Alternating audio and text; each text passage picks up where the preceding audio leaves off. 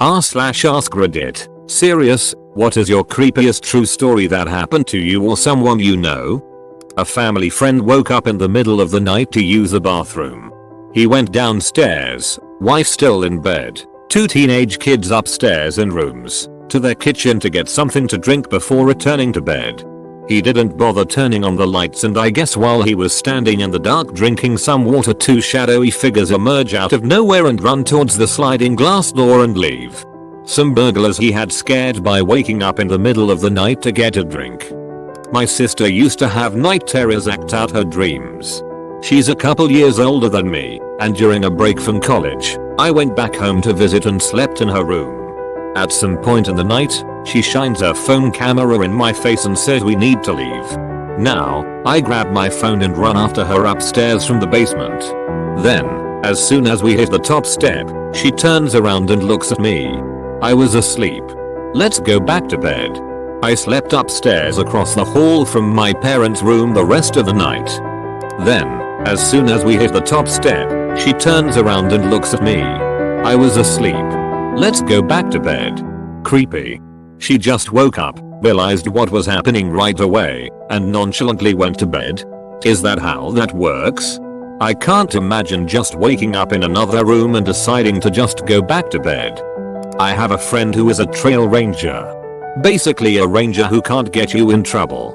He told me about this time he was gathering illegally placed wildlife cameras and knocking down hunting stands, feeders, and blinds with another actual ranger. The other ranger wasn't feeling well, so he said he was going to head back as it's a 1-hour ATV ride. Friend finished up the last one when he heard voices. Keep in mind he's far off the beaten path. He called out and no one replied. As it was getting dark, he started to head back and found that his ATV wouldn't start. He then noticed that the battery was not connected anymore. He reconnected it and started to drive, but it wasn't going fast at all. Less than a half mile later the whole thing died. He radioed back basically saying, "Hey guys, I need someone to come pick me up." They told him they would, but it would be an hour. He asked if the other guy got back and they said no. He settled down and started a small fire, but before long he heard voices again. It's dark. He's not happy. The voices sound like an argument now. Someone was angry and yelling at someone else who sounded more scared. He called out and asked if anyone needed help. The voices didn't seem to care. He guessed they had to be less than 1,000 feet away. He radioed again and they said they were having trouble finding what path he might be on and haven't left yet. He asked them just to get the other ranger to tell them about where they are because he left with the iPad that had the map. They said he still isn't back. About 3 more minutes go by and he hears the voices start up again. He decides to walk to them, hoping maybe they can stop being drunk assholes and maybe have a map. He walked in their direction, but the voices seemed to be getting further as he got closer. Finally, after 20 minutes he gave up and walked back. He got a radio call and they said the other guy was found passed out covered in vomit and was being taken to the hospital, but he crossed off everywhere they found a stand, so they have a general idea where he is. Then the radio died. Then the voices came back. Bored out of his mind, he decided to listen to what they were arguing about, picking up things like, "Well, it wasn't yours to take, I don't fucking care, you knew better," and so on. His guess was 2 hunters arguing over a kill. Then he heard the one shout something intelligible, then silence, then a gunshot. He doused his fire and hid. After that he heard nothing. Just his breathing for the next half hour until he saw ATV lights. He told the guy picking him up everything and they called back. They had people looking for 3 hours and found nothing. They came back the next day with police and dogs. After about an hour a shallow grave was found and in it was a long dead man who had clearly been shot in the face. Thing was, it was a skeleton who was there for years. So either the argument he heard just ended with a bang and both parties went home last night, or he heard the murder of someone from years ago. I've seen this exact story in one of these threads before. Have you previously posted it? My wife and I woke up one morning to find all of the knives from our knife block in the sink and all of our butter knives in the knife block. A few weeks later we came home from work to find a chair that we kept on the 2nd floor, on the 1st floor in the kitchen. It was positioned as though someone had been watching the door. Edit. Thanks for the concern, everyone. This happened about 6 months after we moved in. At the time it freaked us pretty bad, but we did let it go unexplained. The house had all new locks that we bought and installed ourselves. The windows stayed locked. The attic crawl spaces were all screwed shut. In the 10 years since, nothing else this freaky has happened. 2 years ago the detached garage was broken into and ransacked. My wife came home before they could scurry off with their loot and they fled empty-handed. After that we are now fully alarmed. No cameras yet though. Edit 2. Remembered a better one. When we got married we lived in a single-story apartment townhouse that all had individual entrances. Our reception was outside at the park, so it ended earlier in the day. When we got home we got all the gifts inside, opened, noted, etc, and we then went out for a late bite to eat. We were young and broke, so we didn't honeymoon fancy and just kicked around our town. After we grabbed dinner, we went back home to get a gift card we'd gotten so we could go see a movie. My wife went up to our door, which was just out of sight, and came right back. She opened my door of the car and said, "Hey, the door is open." Like all the way open. We freaked. Went around to a neighbor across from our unit so we could see our door through her window, called 911 and waited. Police come, enter our apartment with their guns drawn and start clearing it room by room. When they come out they said they checked everywhere and found no one. Asked us to see if anything is missing. We go back and everything is there. TV, video games, movies, all the wedding gifts right by the door, the cards full of money. Everything. The officers seemed just as confused as we were. Before they left I had them climb in the attic and look around too. Nothing. So, we feel safe since the apartment was professionally cleared, but too freaked leave and see the movie. We decide to just hang at home and go to bed. The next day my wife and I start writing thank you notes for the gifts. We're going through the list of who got what and personalizing the thank you notes. When we are done, we have an extra gift. It's not on the list, so it wasn't there when we opened things, but was there after the events the night before. It's a stainless steel heart that opens up and holds a picture. Opposite the picture was an engraving with our wedding date on it.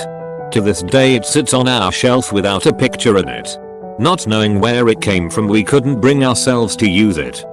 Time to install an alarm, cameras and motion sensors. This one's from my older sister. She was changing her daughter's diaper when her daughter started singing Twinkle Twinkle Little Star. This wasn't uncommon, as my sister sang that with her all the time. Well, my sister started to sing along with her daughter when her daughter stopped singing and said, "No, mommy." Confused, she just continued changing the diaper. Then her daughter started singing again. My sister tried joining in again, and her daughter cut her off again and said, "No mommy, I'm not singing with you." To which my sister asked, "Well then who are you singing with?" Her daughter's response was, "The girl on the stairs." Really freaked my sister out, but I think that was the only time something like that happened. Oh hey, I can contribute to this. I work midnights running a delivery route that drops product at gas stations and various types of grocery stores in central Ohio. One of the routes takes us down into the southeast portion of the state. Going from one of our stops to another, you can take a shortcut over the hills and countryside and cuts off about 40 minutes versus a normal highway route, so I often take it. This night there was a torrential downpour, sheets and sheets of rain. I had my windshield wipers on the highest setting and dropped my speed so I could traverse the winding road safely. The road, like I said, winds up and over hills and countryside, and often there aren't any houses for miles, just dark country roads. I'm halfway through the trip, carefully driving, when I make out a figure along the side of the road at some kind of cattle-style gate blocking off a dirt road. He has a flashlight and a long dark-colored raincoat. As I round the turn and slow down just in case there are other people with him, they turn and point the flashlight directly at my face, through the windshield. The person holds it there, as I roll down the road. I'm a little annoyed right now, the light is blinding me, so I slow down a bit more. Still, the flashlight is trained on my face. As I finally get almost parallel to them, he turns the beam away from me and waves it up the hillside. I glanced up and suddenly there are dozens of lights, all bobbing and weaving in the wooded area, all pointing towards me and the truck. The rain was intense and still coming down. The guy at the roadside gate turns the light back toward me. I pushed the accelerator down and sped up and got out of there. I could see the lights on the hillside in my side mirror. I didn't slow down until I got to my next stop. I don't take that shortcut anymore. I used to live in community housing that was converted into crisis accommodation for at-risk youths, myself included. The apartment complex was home to drug deals, punched holes in the walls, cop visits, you name it. A constant blur of blue and red lights. I was 16, petite, female. It didn't occur to me to change the locks in the event a previous resident had a copy of the key. One night I was cramming chemistry in my bedroom to complete my online high school degree when the landline rings. I pick up and there's silence. I keep asking who's there and there's breathing. They hang up. Shortly after, there's commotion outside my window. Loud noises in the bushes, something brushing up against my apartment. I muster up the courage to pull back the blinds. And I can't see anything. As in, I genuinely can't even see the fence or the yard, it's just too dark outside. The streetlights have gone out. Close to midnight, I'm about to leave my bedroom to visit the bathroom before going to sleep. Then I realize something sounds different. Light footsteps. Right outside my door. While I lived alone, I always closed any door behind me and locked it from force of habit, since my parents had drug-alcohol issues. So when my doorknob began to turn of its own accord, the bedroom door was locked. Whoever was standing in my living room couldn't get in. They tried for an hour. I just lay in bed motionless. They didn't bang the door, say anything, or try and force their way in. They just twisted the knob back and forth, rattling the door back and forth, with this insane, flat, driven persistence. That was somehow more alarming. I had the landline in my bedroom, so in retrospect, the obvious thing to do would have been to call the police. I guess I didn't because it all just seemed normal. I was living in a bizarre place and came from a bizarre background. I was terrified, but it also seemed, well, perfectly natural. They stopped after an hour, and I eventually fell asleep. In the morning, I left my bedroom to check what had been stolen. Nothing. Television and appliances were present. Nothing had been damaged. I couldn't tell if items had been moved, but nothing was missing. To this day, I don't know what their motives were, or who they were. I do know I'm very lucky that when they copied the front door key, they forgot to copy the bedroom key. I've posted this before and I'll share again because this has literally haunted me for a couple years now. For background, my family has had a lot of paranormal shit happen to them at our old house. However, since we moved, about 1.5 to 2 years at that point, we had little to nothing happen. Extra info, I'm also the type of person to sleep with multiple blankets comforters. Also, my room in the new house is tiny. The walking room between my TV stand and bed is about 1.5 feet. Plenty of walking room but no room to sit or kneel. Anyway, to the story. One morning I wake up facing my television. The first thing I see is a person kneeling with my one blanket that had fallen off during the night in front of me. The figure is about 4 feet tall in its position and with me leaning up on my elbow, would be about eye level with me while I laid on my bed. I immediately start smiling and laughing, knowing someone is playing a stupid prank on me. My first thought is my boyfriend being funny, making my first reaction to touch him. So I do. I press my middle and index finger into the forehead, pushing him as far back as my arm can reach. It feels exactly like pushing someone's head backwards, exactly, as in I could recreate the feeling right now with my own head. So I push him backwards, his head and body going backwards, actually taking the push. Not popping back up immediately like a punch toy, actually sitting back for a second before coming back. I do this again and again, 3 or 4 times before coming out of my tired state and realizing, this can't be my boyfriend, he doesn't live with me. I know that sounds stupid but he's just always the first thing on my mind in the mornings, to check for texts and such. It suddenly hits me, someone's under my blanket. I quickly start to scramble backwards on my bed, trying desperately to get away from whoever is in front of me. Out of the corner of my eye, I see my older sister heading to her room, her door next to mine. Seeing my absolutely terrified face, she calls out my name.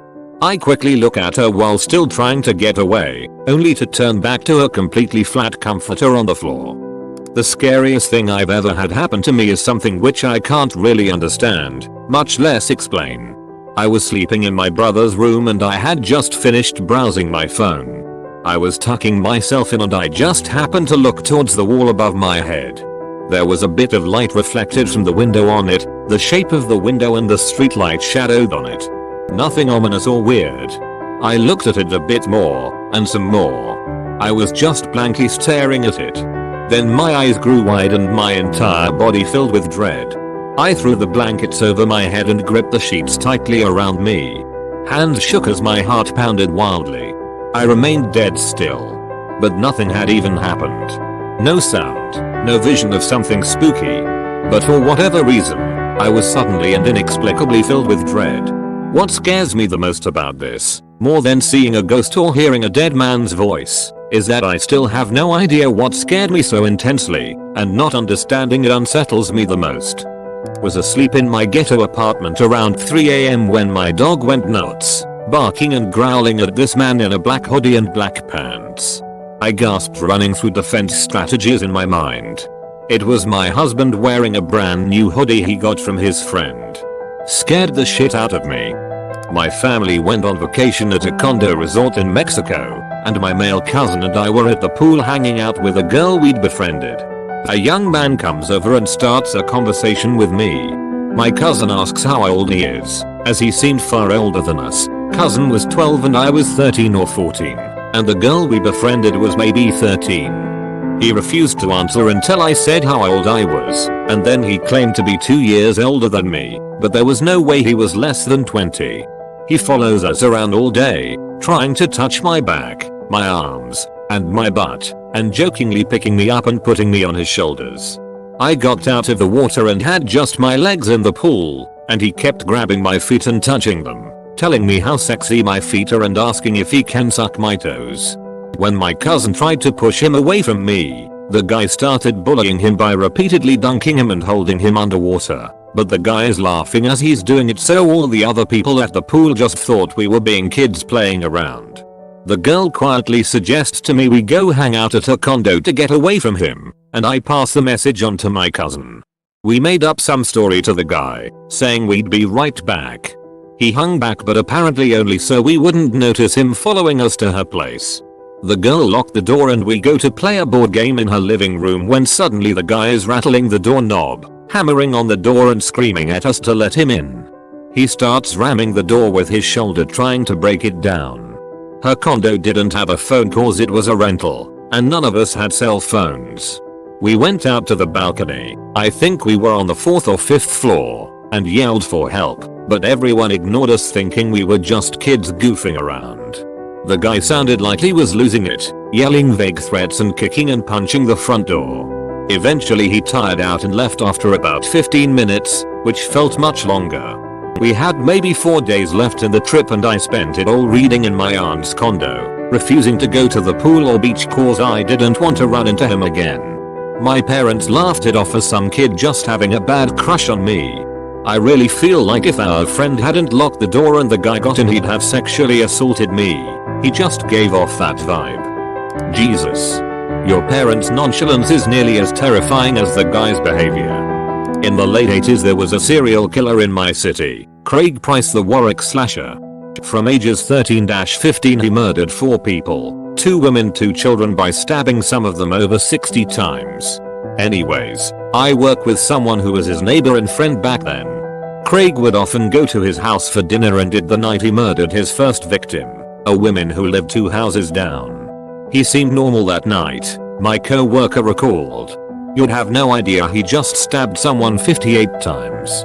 Like he was just a normal 13-year-old. When I was about 18, my dad came to my apartment to pick me up and drive me home for Christmas at my parents' house about 1 hour away from the town I lived in. We drive for about 30 minutes, and then the car in front of us hit a deer.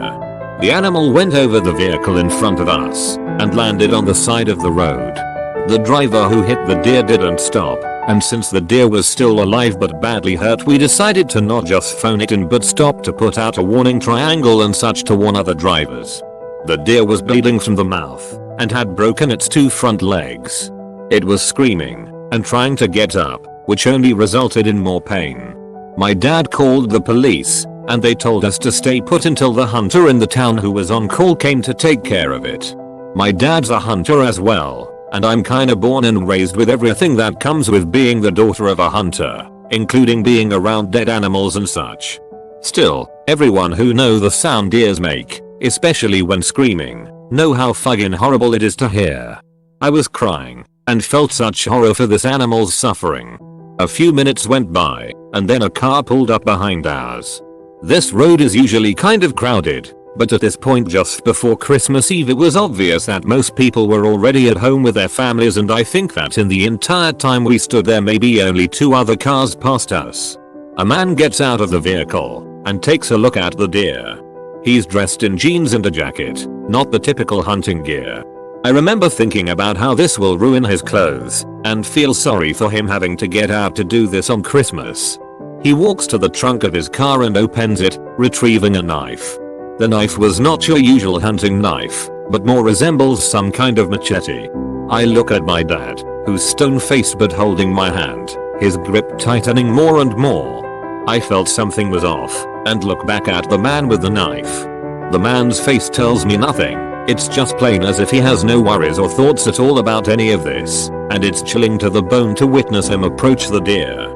He puts his arm around the animal's throat, with its back to his stomach, so he's behind it with the knife in his free hand and the other holding the deer in place. With the deer still screaming, he stabs it repeatedly in the chest, 5 or 6 times. Then he cleans the knife off on his jeans, and grabs the deer, which is still alive, making gurgling noises, and drags it down in the ditch. He just throws it down, and walks past us, gets in his car and takes off without another word. My dad is stressed out and shoves me to out car and orders me to get in, and I do. I'm in some kind of shock, and stopped crying minutes ago. My dad gets in the car, and is mumbling like what the actual fug and keeps looking out the windows of the car as if he's worried. Then another car pulls up behind us, and my dad gets out again. This time it's a man in hunting gear, and I can't hear their conversation, but my dad later tells me it was the hunter, asking about the wounded animal. My dad explains to the hunter what has happened, and the hunter walks over to the ditch. He makes a distorted face when he finds the deer still alive and totally wrecked. Then he shoots it, and walks over to my dad again and tells us it's over and we can leave. That man gave me trouble sleeping for some time after that incident. My dad and I talked about it later, and he admitted how scared he was when he quite early on figured the man was in no way a hunter, and when he pulled out that knife. When I was 16, my boyfriend at the time wanted me to come over to a party he was at. He couldn't come pick me up though because he had been drinking. I hadn't gotten my license yet, so he offered to call a cab for me to get a ride to this party. From my house to this party was about a 10-minute drive. So the cab arrives later that evening, and having never taken a cab before, I jumped into the front seat with the driver. He asks where I am headed and I give him the address and we set off. He was kind of a creepy looking dude, but I didn't want to judge a book by its cover, so I strike up conversation with him. Things are normal until he starts driving downtown area and telling me stories about how he gives girls rides home from the bar. He starts telling me how this one girl got naked in his front seat while she was drunk. I'm getting a little weirded out at this point. Then he starts to go into detail about how her breasts looked and her body. He looks to me and says that I reminded him of her because I looked like her. He says he imagines my tits would look just like hers. Now I'm really creeped out. He continues to drive around aimlessly. Remember, this is supposed to be like a simple 10 minutes ride. At this point it's been close to over 30 minutes. He gets off at an exit and drives us off the road to an open field with no one around and turns the car off. He then says, "Looks like we are lost." This is when absolute animalistic panic kicks in. I knew I was about to be raped and maybe even killed. We sit in this car in the dark out in this field for what feels like an eternity. This was before smartphones, and my Nokia brick phone had died in the car, so I had no way to call 911 or for help. Then after sitting there in the dark and quiet, he just turns the car back on and takes me immediately to my destination. I have no idea if he just changed his mind or if he just got his jollies off scaring me or what. When I got out of the cab, I told him I had to go get my boyfriend to pay him. As soon as I was out, I immediately began to sob uncontrollably. I told my boyfriend what happened. He had been worried because I'd been in that car for an hour. He went out to the guy and threatened to beat his ass and refused to pay him. The cab driver didn't even argue or put up a fight. He just drove off. I'll never forget the resigned feeling I had that I was about to be raped or harmed by this man, and I felt completely helpless and frozen in fear. TLDR. First time I took a cab, the driver was a fucking creep and took me to a rural area and I thought I was gonna get raped.